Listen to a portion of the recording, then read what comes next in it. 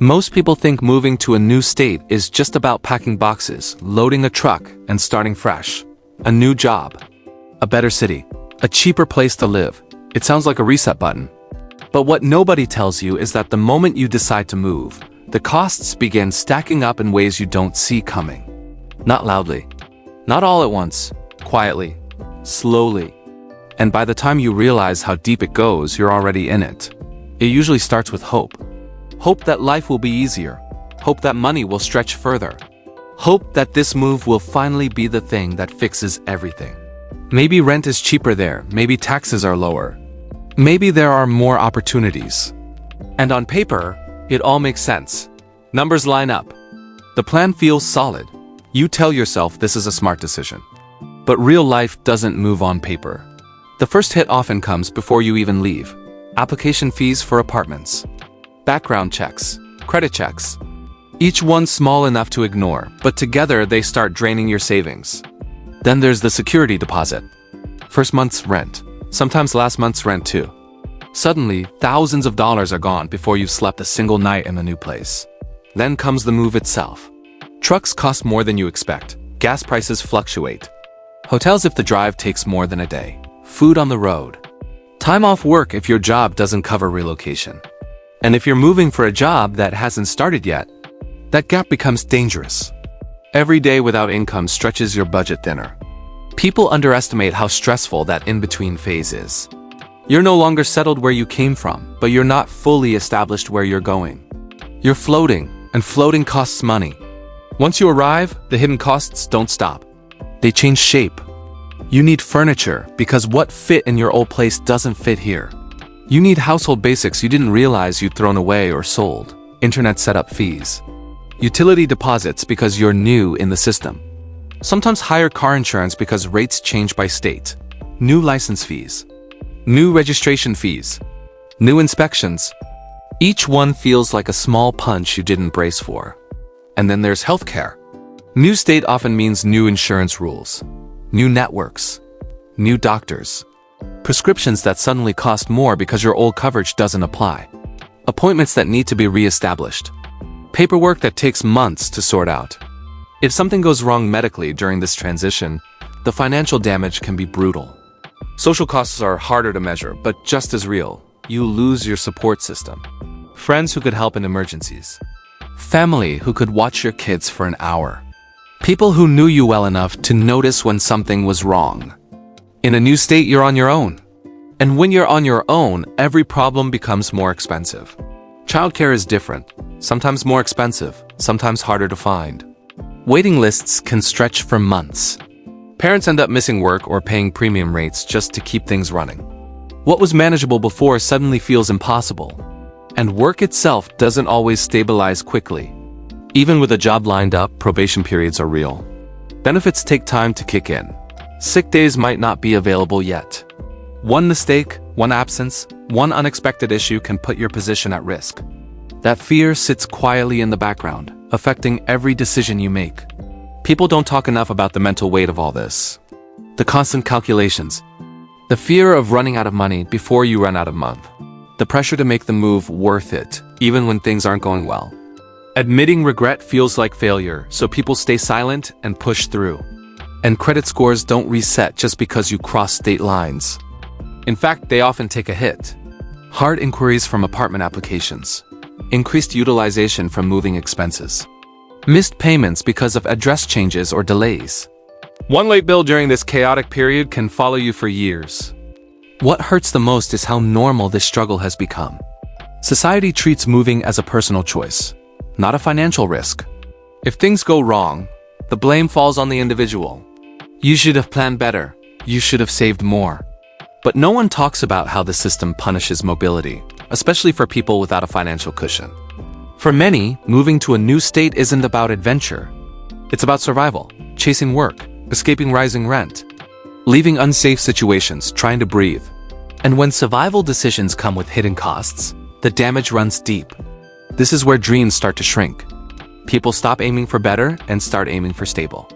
They settle not because they want to, but because they're tired of rebuilding, tired of starting over, tired of paying the price for trying to improve their lives. And the scariest part is this: even when things finally stabilize, the financial impact lingers. Savings are gone. Debt is higher. Confidence is shaken. One unexpected expense away from crisis again. The move didn't fail, but it didn't deliver the freedom that was promised either. If you've ever moved states and felt like life got harder instead of easier, you're not imagining it. You're seeing the hidden costs most people never warn you about. And this is only the beginning. Once the boxes are unpacked and the adrenaline fades, reality settles in. This is the part no one prepares you for. The quiet weeks after the move, when life is supposed to feel normal again. But somehow it doesn't. You wake up in a new place, surrounded by unfamiliar sounds, unfamiliar streets, unfamiliar routines, and you realize that starting over costs more than money. It costs emotional energy, confidence, and a sense of belonging. In the old state, you knew how things worked. You knew where to go, who to call, which shortcuts to take. In the new state, everything takes longer. Simple tasks become exhausting. Finding a grocery store you trust. Learning traffic patterns. Understanding local laws that are slightly different, but still affect your daily life. Even something as basic as understanding how trash pickup works can feel oddly stressful when everything else already feels unstable. And then there's work. If you move for a job, expectations come fast. You're expected to perform, adapt, and prove yourself, often while you're still emotionally drained from the move. Coworkers don't see the nights you spent worrying about rent. They don't see the credit card balance climbing. They see you as the new person, and that pressure to fit in quietly adds to everything else. If you didn't have a job lined up, the stress multiplies. Job hunting in a new state is different. Employers don't know you. Your local references don't carry the same weight. Interviews cost time and money, gas, parking, clothes. And every rejection feels heavier because the stakes are higher. There's no familiar fallback anymore. What many people don't realize is how moving reshapes your relationship with money. You become hyper-aware of every dollar. You hesitate before spending on anything that isn't absolutely necessary. Small pleasures feel irresponsible. Eating out feels risky. Even rest feels like something you haven't earned yet. And when you live like that for months, it changes you. People start measuring their worth by how well they're holding it together. They stop asking for help because they don't want to admit the move didn't magically fix everything. Pride becomes expensive. Silence becomes heavy. For families, the pressure is even deeper.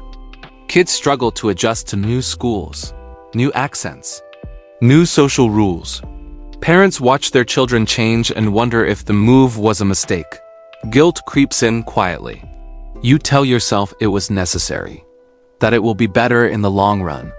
But guilt doesn't care about logic. Relationships take a hit too. Couples argue more. Stress shortens patience. Decisions feel heavier because mistakes feel more costly now. There's less room for error, less room for softness. And then there's the long-term damage that no one tracks on a spreadsheet. Retirement contributions pause to cover moving costs. Emergency savings wiped out. Debt normalized. These aren't temporary setbacks.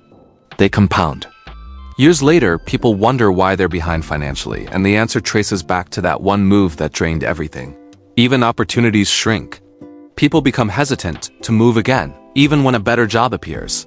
The memory of financial instability sticks. Fear replaces flexibility. What was supposed to be a fresh start becomes a trap of caution. This is how mobility becomes a privilege. Not because people don't want to move, but because they can't afford to do it safely. And yet, despite all of this, people rarely talk about it honestly. Social media shows smiling photos in new cities. New beginnings. New chapters. But behind those images are stories of stress, debt, and quiet regret that never make it online. That silence is dangerous because it makes others feel alone when they go through the same thing. If you felt this, if you've wondered why moving didn't feel like freedom, it's not because you failed. It is because the system makes starting over expensive in ways that aren't too obvious until you're already living them. And the hardest part is realizing that there's no clear finish line. You don't wake up one day and suddenly feel settled.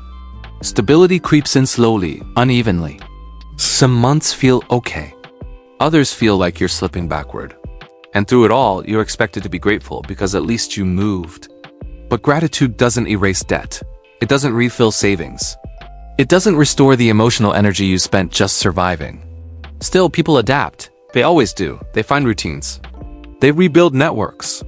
They slowly regain confidence. Not because the cost disappears, but because humans are resilient. That resilience deserves acknowledgement, not dismissal. If this part of the story feels familiar, stay with me. Because what comes next is something almost no one talks about at all. The way moving to a new state quietly reshapes your identity, your sense of safety, and the choices you make for the rest of your life. After a while, something subtle begins to happen. It's not dramatic. There's no single moment where you notice it clearly. But slowly, the version of you that existed before the move starts to fade. Not completely. Just enough that you feel different in ways you can't fully explain. In the old place, you had history. You had a story that made sense. People knew where you came from, what you'd been through, what you were capable of. In the new state, you're starting at zero. No context, no shared memories, no shortcuts to trust. Every relationship has to be built from the ground up, and that takes time, energy, and emotional risk. At first, you tell yourself this is temporary, that once things settle, you'll feel like yourself again. But settling doesn't mean the same thing anymore. It doesn't mean comfort, it means functioning, paying bills on time, showing up to work, keeping life from falling apart. And when that becomes the goal, parts of you go quiet. You stop dreaming out loud. You stop talking about long-term plans. You become careful with your words, careful with your hopes, because hope feels expensive now. It feels like something that could hurt if it doesn't work out. This is one of the hidden costs no one measures. The cost of caution. People who move and struggle often become very good at survival. They learn how to stretch money, how to adapt quickly, how to manage stress without letting it show. On the outside, they look strong, responsible, put together. But inside, there's a constant awareness of how fragile everything feels. One rent increase, one job loss, one medical issue, one unexpected expense. The safety net feels thinner than it ever did before. That feeling changes how people make choices. They stay in jobs they don't like because stability feels safer than growth. They avoid risks that could lead to better opportunities because the memory of instability is still fresh. They prioritize predictability over fulfillment, not because they want to, but because they don't feel like they can afford another reset. And over time, that shapes identity. People stop seeing themselves as someone who is building a life and start seeing themselves as someone who is maintaining survival. That shift is quiet but powerful. It affects confidence. It affects motivation. It affects how people show up in relationships and conversations. Even success feels different. When something good happens, there's relief instead of joy. Relief that things didn't get worse. Relief that this month is covered. Relief that you're still standing. But relief is not the same as peace. What makes this harder is that others don't always understand. From the outside, moving states looks like progress, a brave step, a bold decision. People assume you're doing better now, even when you're barely holding on. And correcting that assumption feels awkward, so most people don't. They smile. They say they're fine. They keep the truth to themselves. And that isolation adds another layer to the cost. Humans are not meant to rebuild everything alone. Community is not a luxury. It's a stabilizer. And when you lose it, life becomes more expensive emotionally and financially. You pay for help you used to get for free. You manage stress without support. You carry burdens silently. Over months and years, that weight accumulates. Some people eventually find their footing. They build new friendships. They get better jobs. They slowly recover financially. But even then, the experience leaves a mark. They don't forget how quickly stability disappeared. They don't forget how alone they felt. That memory stays with them, shaping how they prepare for the future. Others never fully recover. They remain one step behind, always catching up, always rebuilding. Not because they made bad choices, but because the move drained resources they never had a chance to replace. This is why telling people to just move for a better life oversimplifies something deeply complex. Moving is not just a change of address. It's a financial gamble, an emotional reset, and an identity shift all at once. And the system rarely offers grace during that transition. There are no pauses on bills while you adjust. No discounts for being new. No understanding when things fall through the cracks. Life keeps charging full price, even when you're still finding your footing. Yet despite all of this, people continue to move. They continue to chase something better. Because staying stuck can feel just as dangerous as starting over. And that tension lives inside millions of people quietly, shaping their days, their decisions, their sense of self. If this part of the story feels uncomfortably familiar, you're not alone. Many people carry this experience without ever naming it. But naming it matters. Because once you understand the real cost, the struggle makes more sense. And there's still one part left to talk about. The part that rarely gets acknowledged. The long shadow a move can cast over the future, even years later, and how people slowly learn to carry it. Years pass. On the surface, life looks stable again. The address has been the same for a while. The job feels familiar. Bills are mostly on time. From the outside, it seems like the move worked out. But inside, the experience still echoes in small, quiet ways. You notice it when someone suggests another move for a better opportunity, and your chest tightens a little. You notice it when rent increases, and your first instinct isn't anger, but fear. You notice it when you finally have a bit of savings again, and instead of feeling proud, you feel protective, almost anxious about touching it. That's the long shadow of starting over. The move taught your nervous system a lesson it never forgets. That stability can vanish quickly. That safety is fragile. That being new is expensive. So even when life improves, your body remembers the stress. This affects future decisions more than people realize. People turn down opportunities that require relocation, even if they pay more. They choose familiarity over advancement. They stay put not because they're comfortable, but because they're afraid of reopening old wounds. And that fear isn't irrational. It's learned. The system taught it. When mobility comes with financial punishment, people adapt by limiting movement. That's how inequality quietly hardens. Those with money can move safely. They can absorb deposits, gaps in income, and unexpected costs. Those without savings pay a higher price for the same decision, and that price follows them for years. Even children feel the after effects. They grow up watching parents worry about money. They learn early that change is risky, that security is rare.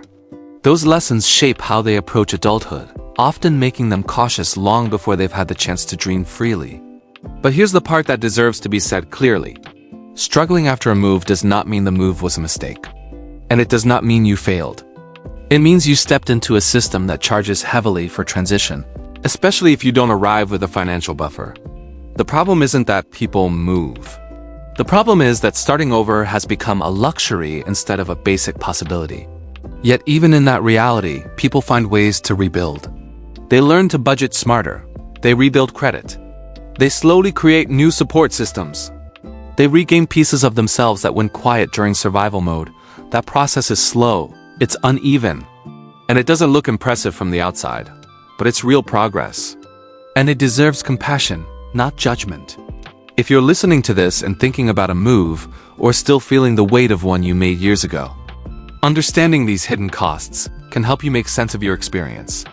It can help you stop blaming yourself for things that were never fully in your control. And if you've already lived this story, your voice matters more than you think. Share your experience in the comments. Not to complain, but to connect. To let someone else know they're not alone in feeling this way. And if you know someone who's considering a move or struggling after one, share this video with them. It might help them prepare, or at least feel understood. Thanks for staying through the entire story.